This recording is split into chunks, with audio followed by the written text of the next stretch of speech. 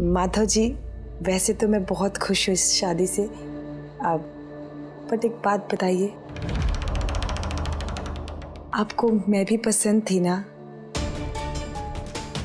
पसंद?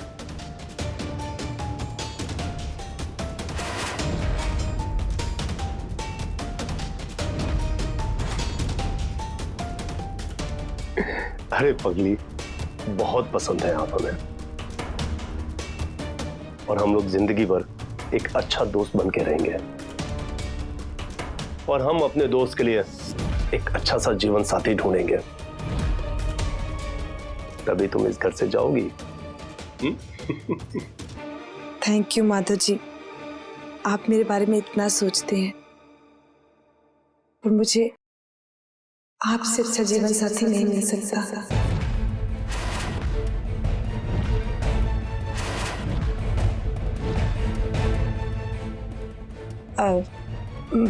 मैं नीचे से देख कर आती हूँ।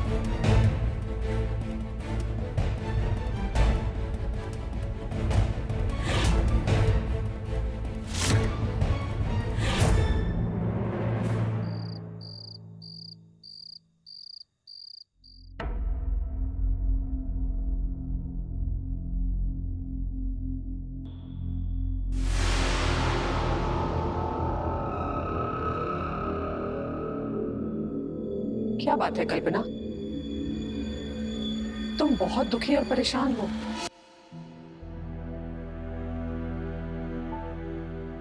चंदा को यह पता चलते चलते रह गया कि मैंने ही उसकी मां को बीमार किया है। अगर उसे ये पता चल जाता तो न जाने क्या बीतती उस पर। जो हुआ ही नहीं उसके बारे में सोच के इतना परेशान क्यों हो रही हो कल्पना?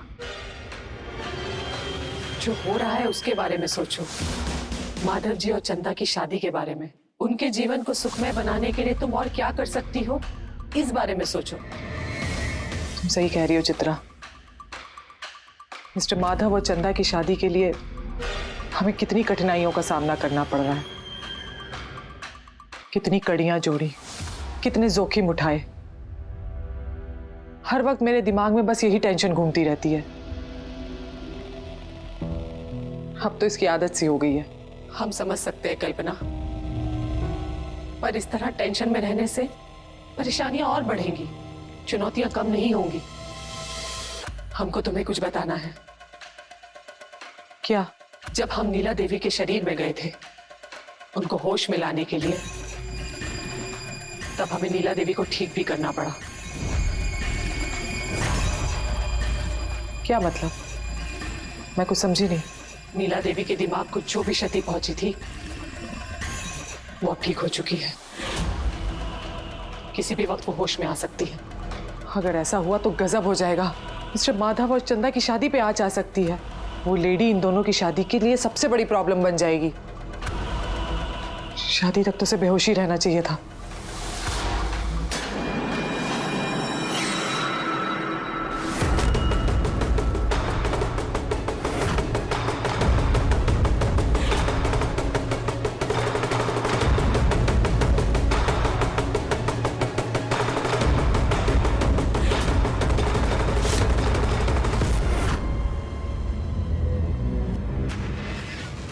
श्वेता, तुम ऐसे मिरर में क्या देख रही हो? मैं ये देख रही थी कि आप आईने में भी उतनी ही खूबसूरत लगती हैं जितनी रियल में है। आपको अपनी खूबसूरती से बहुत प्यार है ना? इसीलिए आईने में देखकर खुद से बात कर रही थी। हाँ हाँ, मुझे अच्छा लगता है खुद को मिरर में देख के बात करना। जब कोई आसपास नहीं होता तो मन खुश करने के लिए खुद से बातें करती हूँ। तुम भी ट्राई करो, ये अपने अंदर के अहंकार को निकालने का बहुत अच्छा तरीका है। सोचती हूँ जब मैं खाली बैठती हूँ तो खुद से बातें करती हूँ, तभी तो मुझे पता है अपनी खूबियाँ, अपनी खामियाँ। बस मुझे आपका अगला प्लान नहीं पता। क्या नहीं पता?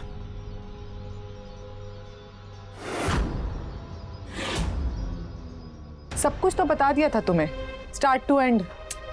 कल्पना जी, माधव जी को कब पता चलेगा कि चंदा को वो जितना चरित्रवान समझते हैं ना, वो उतनी चरित्रवान है नहीं। चंदा का दागदार चरित्र कब उनके सामने आएगा? कब मैं माधव जी के सामने दुल्हन बनकर आऊंगी? श्वेता, मुझे ऐसा क्यों लग रहा है कि तुम्हारे दिमाग में शक का कीड़ा घूम रहा है? क्या तुम्हें मुझ पे यकीन नहीं रहा, या ये लोग तुम्हें कुछ भड़का रहे हैं? कल्पना जी, ऐसी कोई बात नहीं है। फिर कैसा है? पहले तो इतना सवाल नहीं करती थी मुझसे। नहीं, ऐसी कोई बात नहीं है। मैं तो बस पूछ रही थी कि मैं हर परिस्थिति के लिए खुद को तैयार रखूं। बस यही करना है तुम्हें, तैयार रहना है। बाकी क्या करना है, कैसे करना है, वो मैं तुम्हें बता दूंगी। और मैं जैसे ही फोन करूंगी, तुम झट से मंडप में आ जाना। मुझे भी उस चंदा से उतनी ही नफरत है जितनी तुम्हें। वो हमारे मकसद की राह का सबसे बड़ा रोड़ा है, और मैं चाहती हूं मिस्टर माधव इस रोड़े को खुद लात मार के बाहर निकाले, और उसके बाद मिस्टर माधव बाहें फैला के खड़े होंगे तुम्हें अपनी धर्मपत्नी बनाने के लिए। और मैं माधव जी से बोलूंगी, माधव जी, मैं इस पल का कब से इंतजार कर रही हूँ, और माधव जी के साथ 7 फेरे लेकर 7 जन्म का रिश्ता बना लूंगी। कल्पना जी, मुझसे तो इंतजार ही नहीं हो रहा है। श्वेता, बस एक दिन और, उसके बाद मिस्टर माधव हमेशा के लिए तुम्हारे हो जाएंगे। अपनी फीलिंग्स पे कंट्रोल रखो।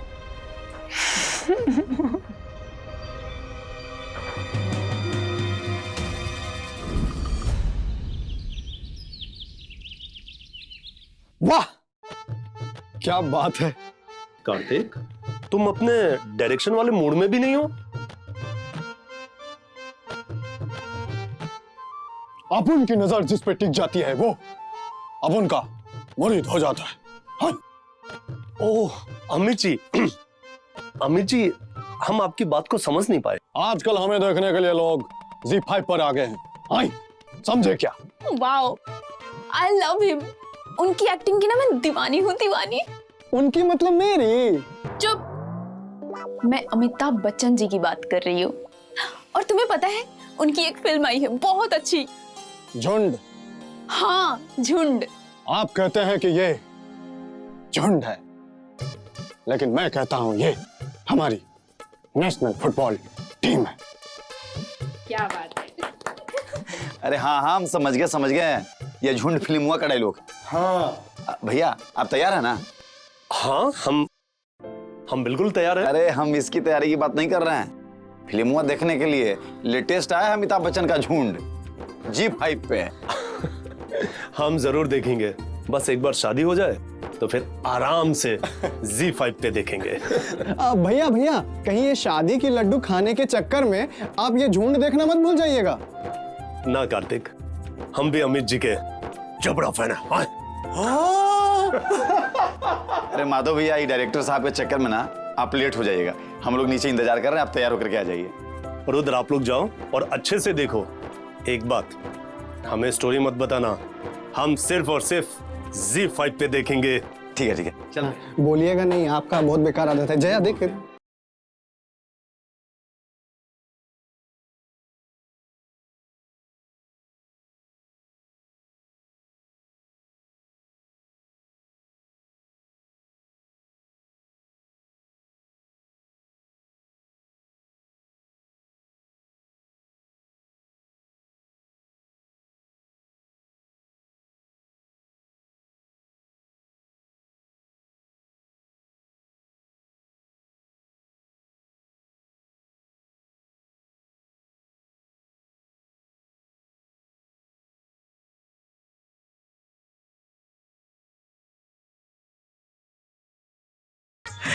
नजर न लगे, हम अपन चंदा के इतना खुश कब्बो न देख ले रही।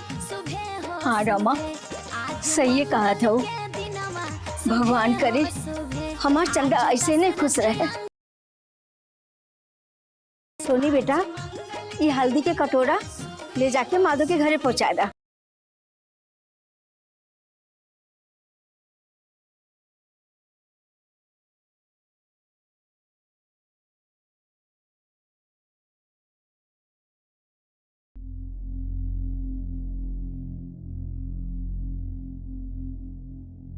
अभी तक चंदा भाभी के घर से हल्दी नहीं आई, देर हो रहा है।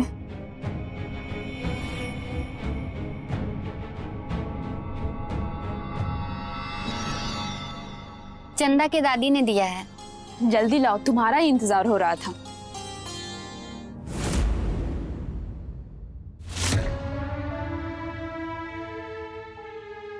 भैया, आप उदास क्यों हैं? हमको पता है आप अम्मा को बहुत याद कर रहे हैं, पर अम्मा भी तो यही चाहती थी ना कि आपकी जल्द से जल्द शादी हो, और अब हो रही है, तो आप इस शादी को एंजॉय कीजिए। उदास मत रहिए ऐसे। ठीक है बुचिया। भैया, शादी का रस्म निभाना बहुत जरूरी होता है, और हल्दी के बिना तो कोई शादी पूर्ण नहीं माना जाता है, ऐसा तो बड़े बुजुर्ग कहते हैं। और फिर यहाँ तो सब घर के लोग हैं, बाहर से तो किसी को हम बुलाए नहीं हैं।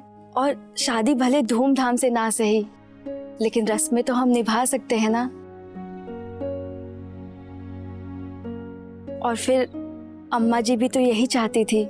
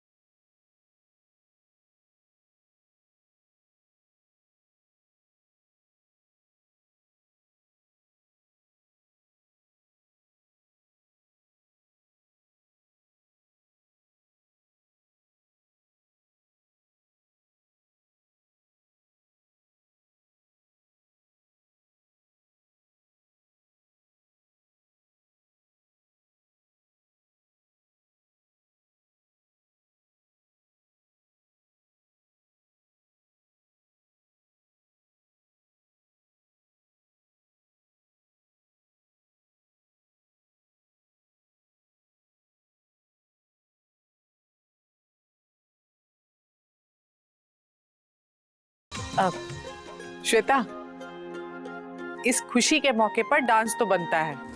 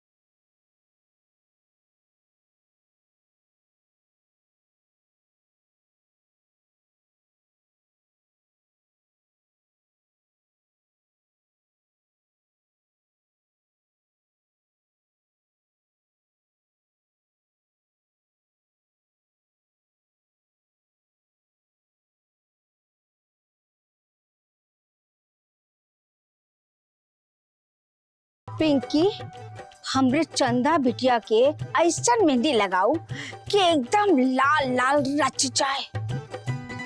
और जाना तू, अरे हमरे जमाना में तो बगीचा से मेहंदी के पत्ता तोड़ तोड़ के और सिलबट्टा पे पीसल जाला। और जाना तू, हाथे में मेहंदी लागत रहा, अरे लाल लाल रच जात रहा, महीना 2 महीना तक हाथे में टिकल रहा। इहो नेचुरल हो दादी, अपने घर से पेस्ट बनाकर लाए हैं। चिंता न करो, ऐसा मेहंदी लगाएंगे चंदा को कि माधव बाबू देखते रह जाएंगे।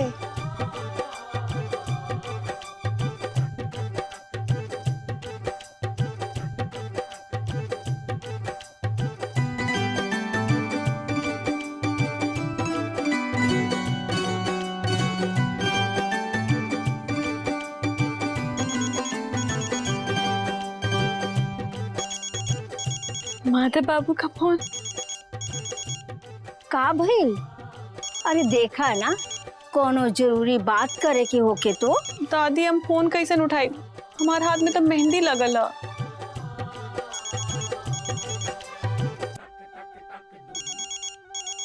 ऐसे काजी, अभी तो 7 फेरा में टाइम है, अभी से ही हम क्या अवॉइड करे लग लो, सतावे लग लो। फोन उठावे में इतना टाइम काहे लगल? वो माधव बाबू, हमारे दोनों हाथ में मेहंदी लागल है, यही से फोन उठावे में लेट हो गई। ओ, अब मेहंदी हमसे ज्यादा इम्पोर्टेंट हो गई बा। हमके बता दे तू, हम लगा देती, क्या जरूरत रहे दूसरन से लगावे का? अरे कुछ बोलबू कि हम ही बोलत रही? अब हूँ का? ठीक बा, तो के हमसे बात नहीं करे के बा, तम फोन रखते। अब माधव बाबू कहा है ना कि फोन स्पीकर पे है और यहाँ सब लोगन रउआ के सब बात सुनते हैं। भैया,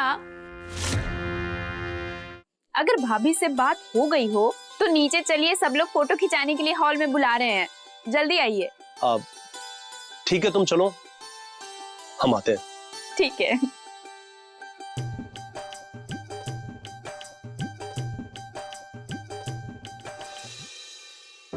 अब माधव बाबू कट गई फोन। अम्मा तो बाद में बात कर लिया, अब पहले मेहंदी लगा ला। मेहंदी लगाओ पिंकी बेटा।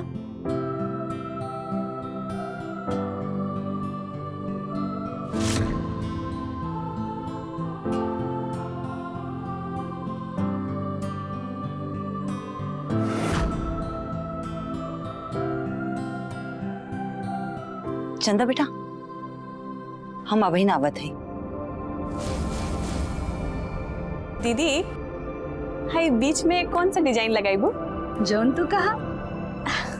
चंदा, हाँ माँ। हमार पर्स देख लो का, मालूम ना कहाँ रख ले है? ना माँ, देखी ना, उहे कहीं हुई ना, कहीं ना देखा था। ओहो अम्मा, हम आपसे कितना बार कह चुकल है कि पर्स के अच्छे से सामने में रखे के चाहिए, लेकिन आप तो पेटी में अच्छे से रख देते हैं। अब खोजी। अच्छा अम्मा बताई ना, मिलल का पर्स? ना दिखा था।